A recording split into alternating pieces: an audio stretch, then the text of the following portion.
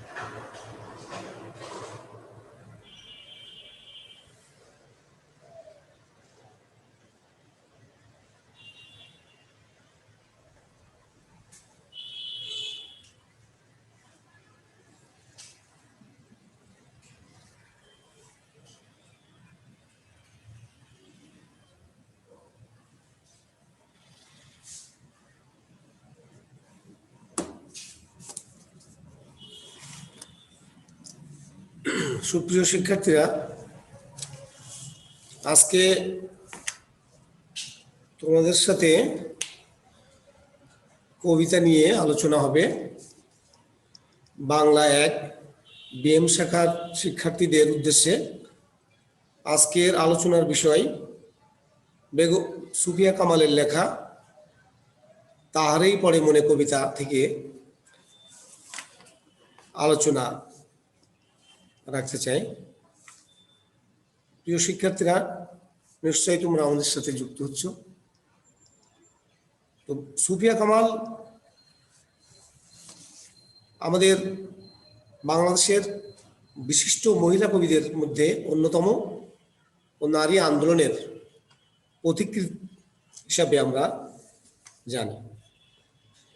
বেগম রোকেয়া এবং সুফিয়া কামাল তৎকালীন সময়ে এই নারী মুক্তি আন্দোলনের ক্ষেত্রে সবচেয়ে বেশি অবদান রেখেছিলেন এবং তারা কলম ধরেছিলেন এবং তাদের পেছনের যে যে সামনে যে উদ্যোগ, যে প্রয়াস ছিল সাহিত্য সাধনার মধ্য দিয়ে সমাজের চিত্র তুলে ধরা এবং নারী মুক্তি আন্দোলনের ক্ষেত্রে অবদান রাখা, বিশেষ করে পিছিয়ে থাকা অনগ্রসর নারী সমাজকে কিভাবে এগিয়ে নিয়ে যাওয়া যায় সেই লক্ষ্যেই তারা সেদিন কলম ধরেছিলেন, লেখালেখি করেছিলেন। সাহিত্য সাধনা, সমাজ সংস্কারমূলক কাজের মধ্য দিয়েই তাদের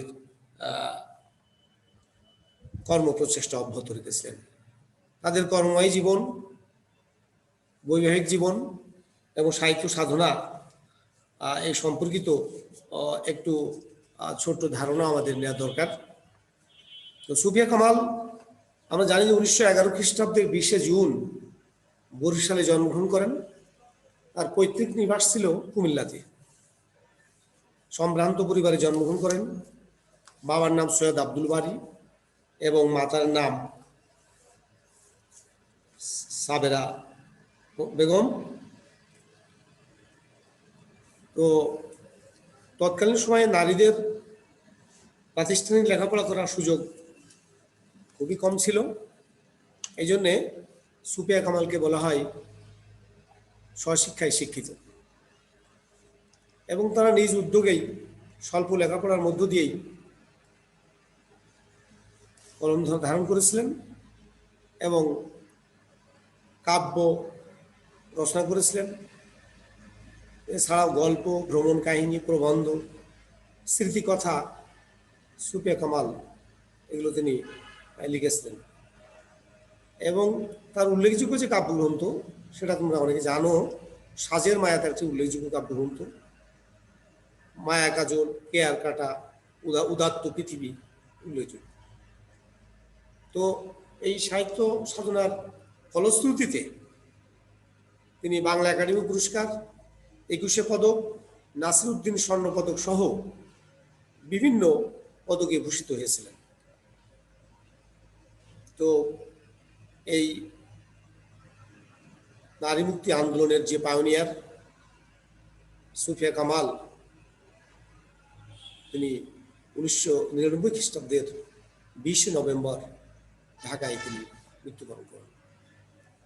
তো এরকম একজন বিশিষ্ট মহিলা কবি, যিনি শুধু কবিতায় লেখেননি, নারী সমাজে অগ্রগতি, তাদের উন্নতি, তাদের মানসিক বিকাশের লক্ষ্যে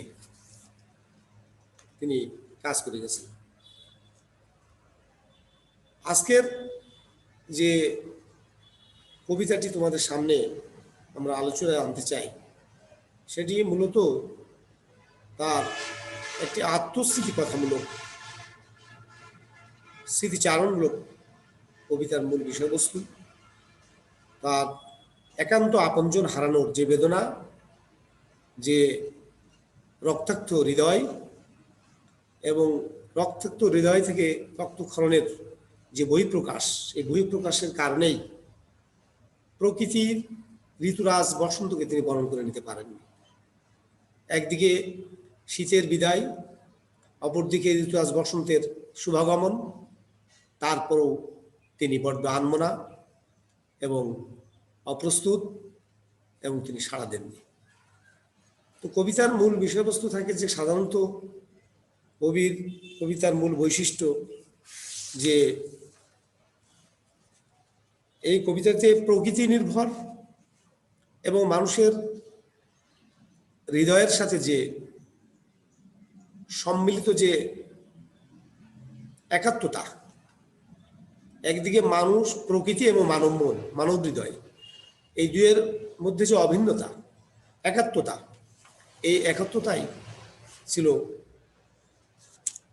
সুফিয়া কামালের কবিতার মূল বৈশিষ্ট্য। তো আমরা তাহারই পরে মনে এই নাম শীর্ষক কবিতা এখানে দেখতে পাচ্ছি যে তাহারই শব্দটি এখানে সর্বনাম হিসাবে প্রথমে আসছে। তাহারই অর্থাৎ একটি সর্বনাম যুক্ত করেই ক্রিয়াপদ পরে আসছে, এরপরে কর্মপদ পরে দেখছি আমরা। তো এই সর্বনাম প্রথমে রেখেই কবিতাটির নামকরণ করেছেন তাহারই পড়ে মনে। কবিতার মধ্যে গেলে বা পাঠ করলে, আমরা আলোচনা করলে কিছুটা আমাদের সম্যক ধারণা হবে, আমাদের উপলব্ধিতে আসবে। তো সুফিয়া কামাল তার এই কবিতার মধ্যে প্রথম কয়েকটি স্তবক যদি আমরা পাঠ করি, তাহলে মূল বিষয়বস্তু এখানে আমাদের সামনে উপস্থাপিত হবে। প্রিয় শিক্ষার্থীরা, আমরা প্রথম থেকেই একটু কবিতাটি পাঠ করি, আমরা একটু মনোনিবেশ করি। হে কবি, নীরব কেন ফাগুন যে এসেছে ধরায়, বসন্তে বরিয়া তুমি লবে নাকি তব বন্দনায়। কহিল সে স্নিগ্ধ আঁখি তুলি, দক্ষিণ দুয়ার গেছে খুলি। বাতাবি নেবুর ফুল ফুটেছে কি, ফুটেছে কি আমের মুকুল। দক্ষিণা সমীর তার গন্ধে গন্ধে হয়েছে কি অধীর আকুল। এখনো দেখোনি তুমি, কহিলাম কেন কবিরা কবি আজ। এখনো দেখোনি তুমি, কহিলাম কেন কবি আজ এমন উন্মনা তুমি। কোথা তব নবপুষ্প সাজ। কহিল সে শুধু এ চাহিয়া অলখের পাথার বাহিয়া। তরিতার এসেছে কি, বেজেছে কি আগমনী গান। ডেকেছে সে কি আমারে, শুনি নাই রাখিনি সন্ধান। কহিলাম ওগো কবি, রচিয়া লহনা যোগীতি।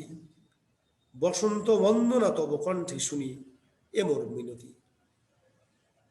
কহিল সে মৃদু মধুস্বরে, নাই হলো না হোক এবারে। আমারে গাহিতে গান, বসন্তেরে আনিতে বরিয়া। রহিনী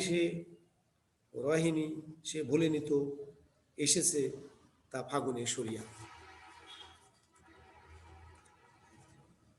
প্রথম স্তবকে কবিকে আহ্বান জানানো হয়েছে যে শীতের অব্যবহিত পরেই ঋতুরাজ বসন্তের শুভাগমন। গাছে গাছে পাখ পাখালির ডাক, পাতা ঝরে নতুন পাতা, সতেজ পাতা গজিয়ে উঠছে। আবার বাতাবি লেবুর গন্ধে চারিদিকে মুখর, আমের মুকুলের গন্ধ পাচ্ছি।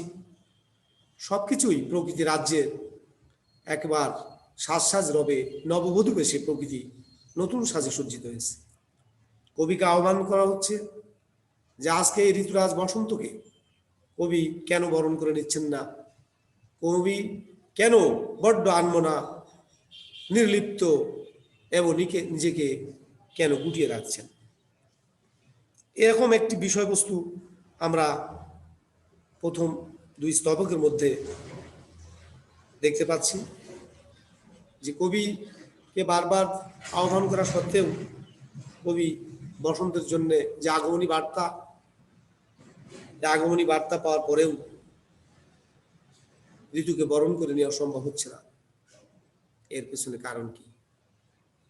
কবিরা তো প্রকৃতি প্রেমিক এবং মানসিক কবি হৃদয় এবং প্রকৃতিতে একাকার হয়ে ওঠে। মানব প্রকৃতির সৌন্দর্য এবং মানব হৃদয়ের যে অকণ্ঠ চিত্রে তাকে বরণ করে নেওয়ার যে প্রয়াস, এটা সকল মানুষের মধ্যেই কারোর মধ্যে নীরবভাবে থাকে, কারোর ভিতরে সরবে এবং সকণ্ঠ উচ্চারিত হয়। সুফিয়া কামাল আজকের এই কবিতার মধ্যে কেন তিনি এই ঋতুরাজ বসন্তকে বরণ করে নিতে পারছেন না, নতুন প্রজন্ম তার কাছে প্রশ্নের অবতারণা করছেন। এরপরে শেষ দুই স্তবকে আমরা তার উত্তর খুঁজে পাব এবং মূল বিষয়বস্তুর পেছনের যে মৌলিক যে কারণ, মৌলিক যে বিষয়টি এখানে উদ্ভাসিত হয়ে উঠেছে সেটা আমরা খুঁজে পাব। প্রিয় শিক্ষার্থীরা, দেখি পরের স্তবকগুলি আমরা একটু দেখি, শুনি। কহিলাম ওগো কবি, অভিমান করেছ কি তাই, যদিও এসেছে তবু তুমি তারে করিলে বৃথায়। কইল সে পরম হেলায়, বৃথা কেন ফাগুন বেলায়। ফোটেনি কি ফুল কি ফোটেনি শাকে, পুষ্পারতি লবে নাকি ঋতু রাজন। মাধবী কুড়ির বুকে গন্ধ নাহি, করে নাই অর্ঘ বিরোচন। হোক তবু বসন্তের প্রতি কেন এই তব তীব্র বিমুখতা। কহিলাম উপেক্ষায় ঋতুরাজে কেন কবি দাও তুমি ব্যথা। কহিল সে তারে সরে আসি, কুহেলি উত্তরি তলে মাঘের সন্ন্যাসী। গিয়াছে চলিয়া ধীরে পুষ্প শূন্য দিগন্তের পথে, রিক্ত হস্তে তাহার এই পড়ে মনে ভুলিতে পারি না কোনো মতে। হে কবি বলে সম্বোধন করা হয়েছে, অর্থাৎ কবি ভক্ত এখানে কবিকে সম্বোধন করেছেন। নীরব থাকার অর্থ কবি উদাসীন হয়েছেন আছেন কেন, কেন কাব্য এবং গান রচনায় সক্রিয় হচ্ছেন। ফাগুন বলতে এখানে বসন্ত ঋতুর যে মাস, সেই মাসকে এখানে উল্লেখ করা হয়েছে এবং ফাগুনের আবির্ভাবে বসন্ত ঋতুর শুভাগমন ঘটে এবং তাকে বন্দনা করার কথা, বরণ করে নেওয়ার কথা বলা হয়েছে। বসন্ত আগমনের যে বৈশিষ্ট্যগুলো সেগুলো আমরা বলেছি। প্রকৃতির মধ্যে নতুন একটা সাজ রব পড়ে যায়, প্রকৃতির ভিতরে নতুন সতেজ সবুজ পাতা গজায়, ফুল ফোটে, লেবুর গন্ধ, আমের মুকুলের গন্ধ আমরা পাই। কিন্তু কবি আজকে বড্ড নীরব, নিথর, স্তব্ধ, নিথর এবং আনমনা। তাকে বারবার আহ্বান করার পরেও তিনি কেন অভিমান করে আসেন, কারণ কি? পক্ষান্তর প্রশ্ন করা আছে, ফুল কি ফোটেনি শাকে? অর্থাৎ বসন্তের প্রারম্ভিক অবস্থায় কি গাছে, শাকে বলতে এখানে গাছালিতে কি বা ফুল ফোটেনি? পুষ্প আরতি লবেনি কি ঋতুরাজন? অর্থাৎ ঋতুরাজ বসন্ত কি পুষ্প দিয়ে তাকে বরণ করে নেওয়া মতো পরিবেশ সৃষ্টি হয়নি? মাধবী কুড়ির বুকে গন্ধ নাই, করে নাই অর্ঘ বিরোচন? অর্থাৎ মাধবী কুড়ির বুকে কি ফুল কুড়ি ফোটেনি, বিকশিত হয়নি? আমরা এই প্রশ্ন পরেও কবি নীরব, নিথর, স্তব্ধ, আনমনা। হোক তবু বসন্তের প্রতি কেন এই তব তীব্র বিমুখতা। কবি এত কিছু আবির্ভাবের পরেও, সবকিছু লক্ষ্য করার পরেও তিনি কেন চুপ থাকছেন, নিজেকে গুটিয়ে রাখছেন? তিনি উত্তরে বলছেন, কহিলাম উপেক্ষায় ঋতুরাজে কেন কবি দাও তুমি ব্যথা। কারণ ঋতুরাজকে আমরা গ্রহণ করতে পারছি না, বরণ করতে পারছি না কেন? তার জবাব আসলে, কহিল সে আসে সরবে আসি, কুহেলি উত্তরি তলে মাঘের সন্ন্যাসী। গিয়াছে চলিয়া ধীরে পুষ্প শূন্য দিগন্তের পথে, রিক্ত হস্তে তাহার এই পড়ে মনে ভুলিতে পারে না কোনো মতে। শেষ স্তবেগের শেষ চরণের মধ্যেই এই কবিতার মূল সুর, মূল প্রতিপাদ্য বিষয় এখানে স্পষ্ট হতেছে। সেটি আমরা খোলসা করে বলতে পারি যে কবির জীবনের প্রচন্ড শূন্যতা নেমে আসে তার একান্ত ব্যক্তিগত জীবনের কাব্য সাধনার ক্ষেত্রে। তার একান্ত আপনজন, প্রাণপ্রিয় স্বামী বিয়োগ ঘটার পরেই, আকস্মিক মৃত্যু হওয়ার কারণেই কবির হৃদয়ে নেমে আসে দুর্বিষহ বিষণ্ণতা।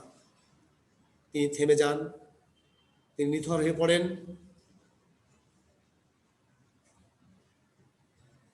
আনমনা হয়ে পড়েন। এই কারণে কবিমন আচ্ছন্ন হয়ে যায় রিক্ততার হাহাকারে।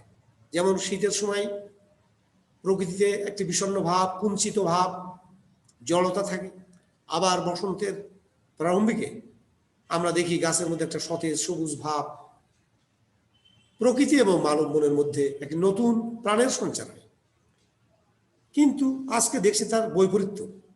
এই বৈপরীত্য ঘটার পেছনে যে মৌলিক কারণটি, সেটা হচ্ছে কবির একান্ত ব্যক্তিগত জীবনের যে শূন্যতা, অর্থাৎ তার একান্ত প্রাণপ্রিয় তার স্বামী আকস্মিক মৃত্যুর কারণে যে শূন্যতা, এই রিক্ততার কারণেই তিনি বলছেন যে গিয়াছে চলিয়া ধীরে পুষ্প শূন্য দিগন্তের পথে, রিক্ত হস্তে তাহারেই পড়ে মনে ভুলিতে পারি না। অর্থাৎ কবি বলছেন যে আজকে তার পক্ষে সম্ভব নয়, যে তিনি আজকে নীরব, নিথর, বিষণ্ণ এবং তার স্বামীর এই বিয়োগ ব্যথার কারণে তিনি ঋতুরাজ বসন্তকে বরণ করে নিতে পারছেন না। এটাই তার আকুতি এবং তার শেষ কথা।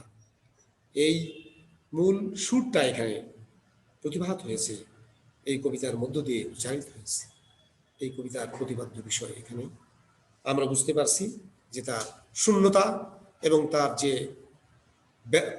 ব্যথা বেদনার যে উপস্থিতি, সেটা এখানে লক্ষণীয়। এই কারণে ঋতুরাজ বসন্তকে কবি বরণ করে নিতে বড্ড অপ্রস্তুত হয়েছে। তো আগামী দিনে আমরা এ নিয়ে আরেকটু আলোচনা করব এবং ভেতরে যাওয়ার চেষ্টা করব। বাড়িতে তোমাদের ধন্যবাদ।